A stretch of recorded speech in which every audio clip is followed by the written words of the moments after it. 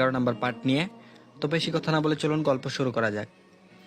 এত রাতে আলভিকে নিজের রুমে দেখে জড়সড় হয়ে এক পাশে দাঁড়ায় মায়া। আলভি এক কদম দু কদম করে এগিয়ে যায় মায়ার দিকে। মায়া আঙুল তুলে ঝাঁঝালো গলায় বলে, আবার কেন এসেছেন? কাছে আসবেন না আপনি। আলভি দাঁড়িয়ে যায়। তারপর আলভি বলল, কিছু করব না, শুধু কিছু কথা বলবো। মায়া বলল, আপনার কোনো কথা শুনতে চাই না আমি। আলভি বলল, কেন শুনতে চাও না? মায়া বলল, শুনতে চাই না মানে শুনতে চাই না। আলভি বলল, শুনতে না চাওয়ার তো কোনো কারণ নিশ্চয়ই আছে, কারণটা কি? মায়া বলল, আপনাকে আমার সহ্য হয় না। আলভি বলল, কেন হয় না? মায়া বলল, জানেন না আপনি? আলভি বলল, না জানালে জানবো কিভাবে? তুমি তো বলো না কিছু আমাকে। মায়া বলল, জানতে হবে না, আপনি যান এখান থেকে। আলভি বলল, না জেনে যাব না আমি। আলভি মায়ের দিকে এগিয়ে যায় আবার। মায়া আঙুল তুলে রাগে সরে আগাতে নিষেধ করে বারবার, কিন্তু শুনে না আলভি। মায়া আলভিকে পাশ কাটিয়ে চলে যেতে নিলে আলভি মায়াকে আটকায়, জোর করে দাঁড় করে নিজের সামনে। আলভির হাত ঝাড়ি দিয়ে সরিয়ে দেয় মায়া। তারপর মায়া বলল, ছুবেন না আপনি আমাকে। আলভি বলল, আমি না চলে কে ছুবে তোমাকে? মায়া বলে না কিছু। আলভি পুনরায় বলে, তোমাকে ছোঁয়ার অধিকার আমার আছে, ছিল আর থাকবে। তারপর মায়া বলল, অধিকার খাটাতে এসেছেন? আলভি বলল, না। মায়া বলল, কেন এসেছেন তাহলে? আলভি বলল, বুঝাতে। মায়া বলল, আমি বুঝতে চাই না কিছু। আলভি বলল, আমি তো বুঝাতে চাই। মায়া বলল, কেন বুঝাতে চান? আলভি বলল, ভালোবাসি যে। মায়া বলল, এই ভালোবাসা আগে কোথায় ছিল, তখন কেন আসেনি? আলভি বলল, আগেও ছিল, তবে আমি বুঝতে পারিনি, তাই তখন আসেনি। মায়া বলল, ভুল বললেন, আগে ভালোবাসা ছিল না, যা ছিল তা শুধুই ঘৃণা। আলভি চুপ হয়ে থাকে কিছু সময়। মায়া আলভির চোখে চোখ রেখে বলে, কথা বলছেন না কেন এখন? আলভি বলল, তুমি তো শুনতেই চাইছো না। মায়া বলল, শুনছি, বলুন আপনি। বলে দ্রুত বিদায় হন আমার চোখের সামনে থেকে। আলভি মায়ের হাত টেনে বেডে এনে বসায়, নিজে বসে মায়ের সামনে হাঁটু মুড়ে। মায়ের দুই হাত মুঠো করে ধরে। মায়া সরিয়ে নেয় নিজের হাত। আলভি আবার মুঠো করে ধরে শক্ত করে। তারপর মায়া বলল, হাত ছাড়ুন, এমন নাটক না করে সোজাসুজি বলুন কি বলবেন। আলভি বলল, I am sorry for everything. তারপর মায়া বলল, সরি বলার জন্য এত রাতে এসেছেন?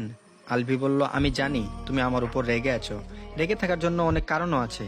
আমি ভুল করেছিলাম তোমাকে সেদিন মেনে না নিয়ে ছেড়ে চলে গিয়ে। তারপর মায়া বলল, ভুল করেছিলেন? আলভি বলল, অন্যায় করেছি, অনেক বড় অন্যায় করেছি আমি তোমার সাথে। প্লিজ মাফ করে দাও আমাকে।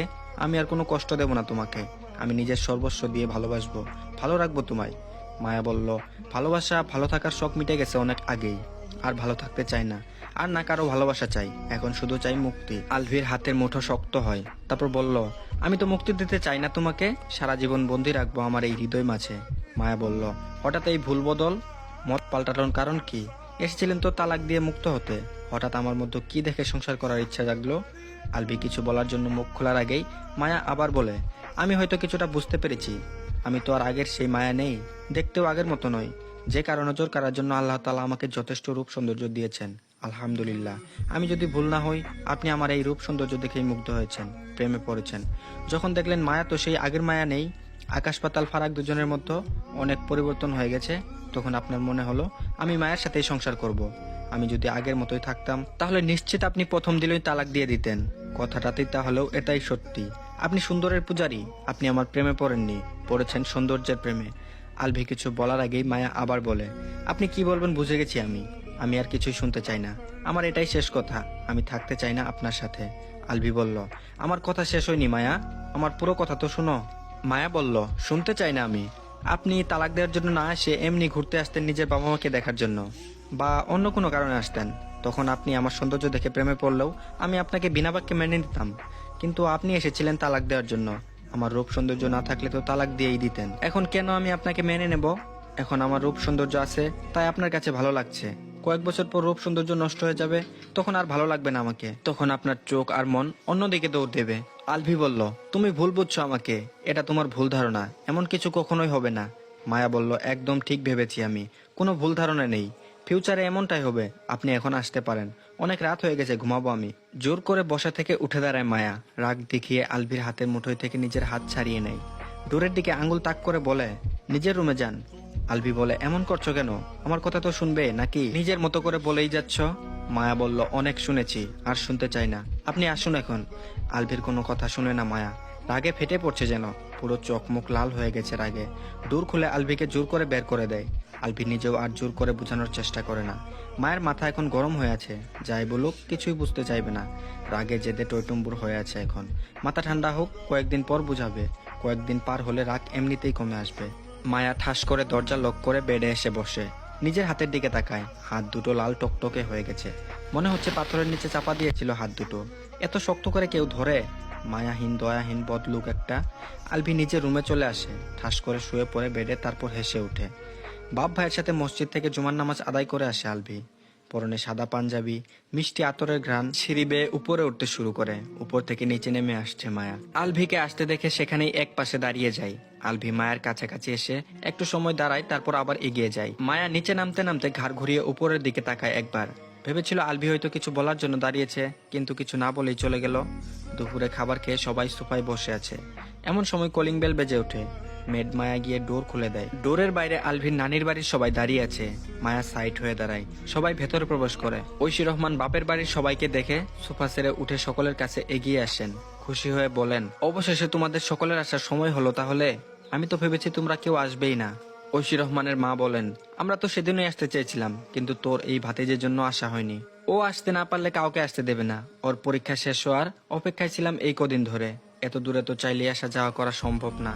তারপর ঐশী রহমান বলেন, কেমন আছো তোমরা সবাই? আলভির নানা বলল, আলহামদুলিল্লাহ, আমরা সবাই ভালো আছি।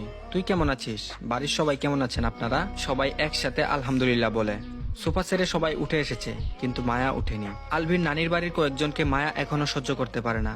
এদের মধ্যে কয়েকজন সুযোগে ওকে অনেক কথা শুনিয়েছে। আলভি ওর নানাকে জড়িয়ে ধরে বলে, কেমন আছো নানা ভাই? ওর নানা বলে, আলহামদুলিল্লাহ ভালো। তুমি কেমন আছো? আলভি বলে, আলহামদুলিল্লাহ ভালো। আলভির নানা বলল, এতগুলো বছর পর রাগ কমেছে? মুচকি হাসে আলভি। আলভির বড় মামার ছোট মেয়ে লীরা আলভিকে দেখে হা করে তাকিয়ে থাকে কিছু সময়, তারপর বিড়বিড় করে বলে, সো হ্যান্ডসাম বয়। বুঝতে পারি না ফুপ্পি কি দেখে ওই ক্ষেত মায়ের সাথে এত হ্যান্ডসাম একটা ছেলের বিয়ে দিয়েছিল। আলভি নানির সাথে কথা বলে, মামা মামি খালা খালু মামাতো ভাই খালাতো ভাই সকলের সাথেই কথা বলে। কুশল বিনিময় শেষে সকলকে সোফায় বসতে দেওয়া হয়। মেড মায়া সকলকে লেবুর ঠান্ডা ঠান্ডা শরবত বানিয়ে এনে দেয়। আলভির বড় মামার ছোট মেয়েটা কিভাবে যেন তাকায় মায়ার দিকে। মায়া দেখেও পাত্তা দেয় না। এসে গেছে শয়তান কুটনি চগলখোর তিনজন। এদেরকে দেখলেই রাগে মায়ের মস্তিষ্ক টকবক করে ফুটতে শুরু করে। আলভির নানা মামা মামি মায়াকে ভালো মন্দ জিজ্ঞেস করেন। উত্তর দিয়ে মায়া নিজেও জিজ্ঞেস করে। আলভি মামাতো বোন লীরা মায়ের পাশে বসে আস্তে আস্তে বলে, তোমার তো দেখি খুব দেমাক বেড়ে গেছে মায়া, আমাদের সাথে একটা কথাও বললে না। মায়া মুচকি হেসে বলে, দেমাক তো আমার আগে থেকেই বেশি আপু, তুমি হয়তো বুঝতে পারোনি আগে। লীরা মুখ ঘুরিয়ে আলভির দিকে তাকায়। আলভি হেসে হেসে নানা মামার সাথে কথা বলছে। ঐশী রহমান সকলের দিকে তাকিয়ে বলেন, তোমরা সবাই আজকে আসবে কল করে জানিয়ে দেবেন আগে, তাহলে তো রান্না করে রাখতে পারতাম। তারপর ঐশী রহমানের ভাতিজি বলেন, সারপ্রাইজ দিলাম ফুপি, আগে বলে আসলে হঠাৎ দেখে এভাবে এত খুশি হতে নাকি? বড় ভাতিজির কথা শুনে হাসেন ঐশী রহমান। ঐশী রহমানের মা শামসুন নাহার বেগম আলভির দিকে তাকিয়ে বলেন, ওদের সবাইকে চিনতে পেরেছ না ভাই? আলভি কাজিনদের দিকে তাকায়। তিনজন ছাড়া বাকি কাউকে চিনতে পারছে না। আলভি বলল, এটা সাজ্জাদ ভাইয়া, ওটা পলি আপু, আর এটা নাইমুর। বাকি কাউকে চিনতে পারছি না এখন। লাস্ট যখন দেখেছিলাম সবাই তখন ছোট ছিল, এখন তো সবাই বড় হয়ে গেছে। শামসুন নাহার বেগম সকলের নাম বলে বলে চিনিয়ে দেন। আলভি লীরার দিকে তাকিয়ে বলে, এটা লীরা? ছোটবেলায় যেমন মেকআপ টেকআপ করে সেজে গুজে থাকতো, এখনো সেভাবেই সেজে থাকে নাকি? দেখে তো মনে হচ্ছে তাই, আগের চেয়েও মডার্ন হয়ে গেছে। আলভির কথা শুনে লাজুক হাসে লীরা। মায়া একবার চোখ কোনা করে আলভির দিকে তাকায়, কিভাবে দাঁত বের করে হাসছে, নির্লজ্জ লোক। আলভির নিজেও মায়ের দিকে তাকায়, সাথে সাথে মায়া চোখ নামিয়ে নেয়। আলভি খেয়াল করে ওর খালাতো ভাই নাইমুর একটু পর পর মায়ের দিকে তাকাচ্ছে। হঠাৎই আলভির শরীর জ্বলে ওঠে। তারপর আলভি বলল, তোমরা সবাই ফ্রেশ হয়ে এসে নাস্তা করে নাও, সকলেই নিশ্চয়ই ক্লান্ত হয়ে আছো, অনেক রাস্তা জার্নি করে আসলে তো। ঐশী রহমান সবাইকে গেস্ট রুমের দিকে এগিয়ে নিয়ে যায় ফ্রেশ হওয়ার জন্য। সবাই চলে যাওয়ার পর মায়া নিজেও সোফা ছেড়ে উঠে দাঁড়ায়, দ্রুত এগিয়ে যায় নিজের রুমের দিকে। মায়ের পেছন পেছন আলভি নিজেও এগিয়ে যায়। ড্রয়িং রুম পুরো শান্ত হয়ে যায়। আলভি মায়ের রুমে আসে। আলভিকে আবারও নিজের রুমে দেখে আঙ্গুল তুলে বলে, আপনি আবার এসেছেন? আলভি বলে, না আমি তো আসিনি। মায়া বলল, বের হন। আলভি বলল, তুমি ওদের কারোর সামনে যাবে না। মায়া বলল, কাদের সামনে? আলভি বলল, আমার মামাতো ভাই খালাতো ভাইগুলোর সামনে। মায়া বলল, কেন? আলভি বলল, যাবে না মানে যাবে না। মায়া বলল, 100 বার যাবো, প্রয়োজনে ওদের কুলে উঠে বসে থাকবো, তাতে আপনার কি? আলভি বলল, কুলে ওঠার ইচ্ছা করলে আমার কুলে উঠে বসে থাকো, কিন্তু মনের ভুলেও ওদের সামনে যাবে না। মায়া বলল, আপনার কথা মতো নাকি? আলভি বলল, অবশ্যই। মায়া বলল, জীবনেও না, আমি এখনই ওদের সামনে যাব। বলেই দূরের দিকে পা বাড়ায়। পথ আগলে দাঁড়ায় আলভি। আলভি বলল, আমার কথা নড়চড় হলে আমি কি করব তুমি কল্পনাও করতে পারবে না বউ। মায়া বলল, কি করবেন আপনি? কিছুই করতে পারবেন না। খপ করে চেপে ধরে আবার উষ্ঠ ডোবায় মায়ার উষ্ঠদয়ে। বিস্ময়ে বিমূর মায়া আকস্মিক ঘটনায় নড়াচড়া করতেও ভুলে গেছে যেন। আলভি আবার এমন কিছু করতে পারে খেয়াল ছিল না। বেশ কিছুক্ষণ পর ওষ্ঠ ছেড়ে মায়ের মুখ আগলে ধরে হাসি মুখে বলে, বারবার নিষেধ করার পরও আপনি ডাকার জন্য প্রথম চুমুটা, আর এবার যেটা দেব সেটা আমার কথা না শোনার জন্য ছোট্ট একটা ডেমো। বলেই পুনরায় চেপে ধরে মায়ার ওষ্ঠদ্বয়। মায়া ঠেলাঠেলি করেও আলভিকে সরাতে পারে না, চেপে ধরেছে আর ছাড়ার নাম নেই। দীর্ঘ চুম্বনের পর ছেড়ে দেয় মায়াকে। আলভি বলল, আমার কথা শুনবে না বলাই মাত্র এইটুকু, যদি সত্যি সত্যি না শুনো তাহলে অঘটন ঘটে গেলে আমার কোনো দোষ নেই। মায়ার রাগী চোখ মুখ দেখে কপালে আরো কয়েকটা চুমু খায়, তারপর দূরের দিকে এগিয়ে যেতে যেতে বলে, হেব্বি সাত, নেশা ধরে গেল। মায়া বলল, বদলুক, অসভ্য শয়তান। আলভি বলল, আমার মতো ভদ্র সভ্য ইনোসেন্ট ছেলে তুমি ইহ জগতে দ্বিতীয় জন খুঁজে পাবে না। চলে যায় আলভি। মায়ের আগে গজগজ করতে করতে হাত দিয়ে গাল আর ঠোঁট জোড়া মুছতে শুরু করে। খবিস লুক একটা, নিজে দাঁত বের করে মেয়ে দেখে হাসবে, কথা বলবে, প্রশংসা করবে, তাতে কিছু না। ও একটু সামনে গেলেই দোষ। তো আজকের পর্বটি এই পর্যন্তই। আশা করছি